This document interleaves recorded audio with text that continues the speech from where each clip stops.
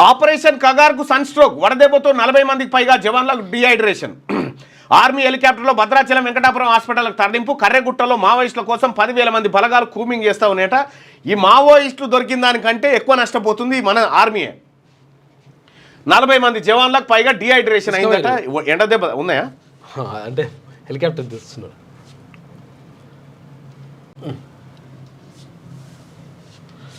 నీకు ఎండ దెబ్బ తాకి ఎట్లుండే? ఇంకా జర ఇప్పుడు నడుస్తుంది, కోరుకుంటున్నాం. ఇంకా వాచర్ పోయిందటగా. పోలే పోలే పోలే కాదు.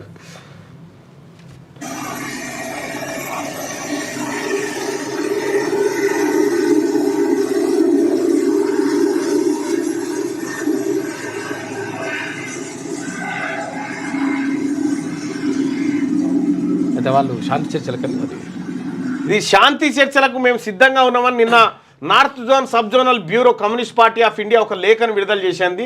బీజాపూర్ తెలంగాణ సరిహద్దులో కొనసాగుతున్న ముట్టడి నిర్మూలన సైనిక చర్య తక్షణమే నిలిపివేయాలి, శాంతి చర్చలకు ముందుకు రావాలని మావోయిస్టులు రిక్వెస్ట్ చేస్తా ఉన్నారు. శాంతి చర్చల ద్వారా సమస్య పరిష్కారం కావాలని అందరూ కోరుకుంటున్నారు. శాంతి చర్చలకు మా పార్టీ ఎప్పుడు సిద్ధంగానే ఉంటుంది. శాంతి చర్చలకు సంబంధించి మా పార్టీ కేంద్ర కమిటీ లేఖలు కూడా జారీ చేసింది. విశ్వాస రాహిత్యాన్ని తొలగించేందుకు మా వైపు నుంచి నిరంతర ప్రయత్నాలు జరుగుతున్నాయి. అయితే ప్రభుత్వం ఉద్దేశం వేరేలా కనిపిస్తోంది.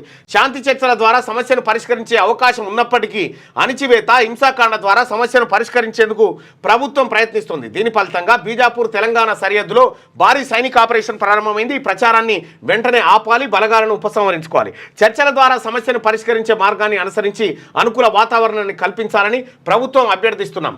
ఈ మార్గం సానుకూల ఫలితాలను ఇస్తుంది. తుపాకీతో సమస్యను పరిష్కరించడానికి ప్రభుత్వం అమలు చేస్తున్న కగార్ సైనిక్ ప్రచారాన్ని 1 నెల పాటు వాయిదా వేయండి.